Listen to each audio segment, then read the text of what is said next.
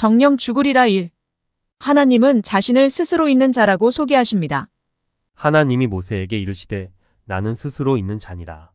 즉 하나님은 부모나 만드니 등 존재의 근거가 전혀 없는데도 오직 자신의 의지와 능력으로 스스로 존재하시게 되었다는 말씀인데요. 이런 하나님의 자기소개에는 당신은 죽음과 아무런 상관이 없다는 뜻도 담겨 있죠.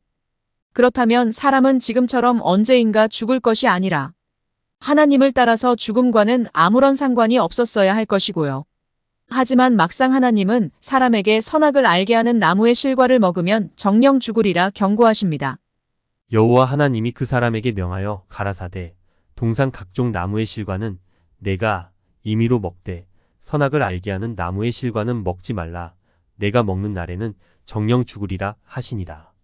쉽게 말하면 선악을 알게 하는 나무의 실과를 먹으면 죽음의 간섭받게 되리라는 것인데요. 좀 더 정확하게 말한다면 선악을 알게 하는 나무의 실과를 먹게 되면 아무런 상관도 없는 죽음의 지배를 받게 되리라는 것이죠. 그래서 사람도 원래 하나님을 따라서 죽음과 아무런 상관이 없지만 선악을 알게 하는 나무의 실과를 먹는 경우만은 예외라고 말할 수 있는 것이고요. 그런데 이유가 무엇이거나 상관없이 선악을 알게 하는 나무의 실과를 먹는다면 사람은 선악을 알게 됩니다. 그러니 하나님의 경고는 선악을 알면 죽음의 지배를 받게 될 것이라는 예언으로 이해할 수 있는데요. 선악이 도대체 무엇이기에 알게 되면 사람이 아무런 상관도 없던 죽음의 지배를 받게 된다는 말씀인지, 또 죽음의 지배를 받는다는 것은 도대체 어떻게 된다는 것인지. 아무튼 하나님의 정령 죽으리라라는 경고는 간단하게 사람에게 죽음이 운명이 되리라는 예언이라고 이해할 수 있습니다. 한마디로 선악을 안다면 언제인가는 반드시 죽을 것이라는 예언이라고 이해할 수 있다는 것인데요. 이렇게만 돼도 사람은 죽음의 지배를 받기 쉽죠. 왜냐하면 언제인가 반드시 죽는다면 사람은 죽음 속에 갇혀 있다고 생각하기 매우 쉬우니까요. 정령 죽으리라 2. 하나님은 자신의 속에 시간과 공간 등 모든 것이 존재한다고 말씀하십니다. 나는 알파와 오메가요 처음과 나중이요 시작과 끝이라. 이런 하나님의 자기소개에는 사람은 물론 선악과 죽음 역시 하나님의 속에 모두 있다는 뜻도 담겨 있는데요.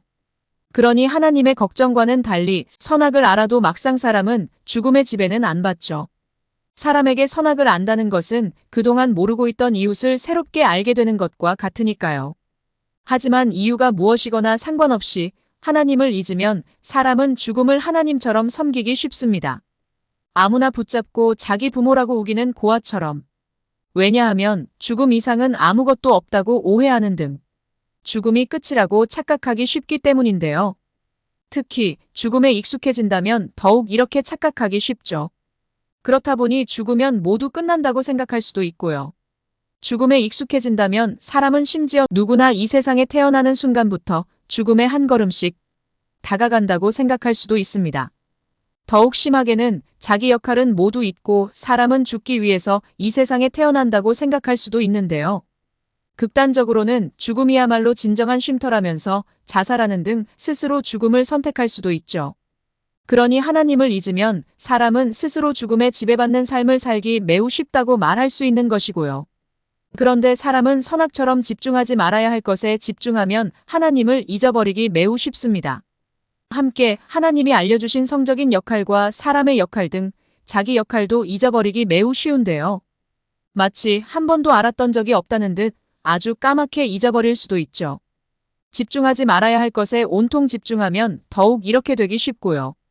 따라서 정령 죽으리라라는 하나님의 경고는 선악처럼 집중하지 말아야 할 것에 집중하면 사람은 엉뚱하게 스스로 죽음을 하나님처럼 섬기면서 살다가 언제인가 반드시 죽게 될 것이라는 예언이라고 말할 수 있습니다.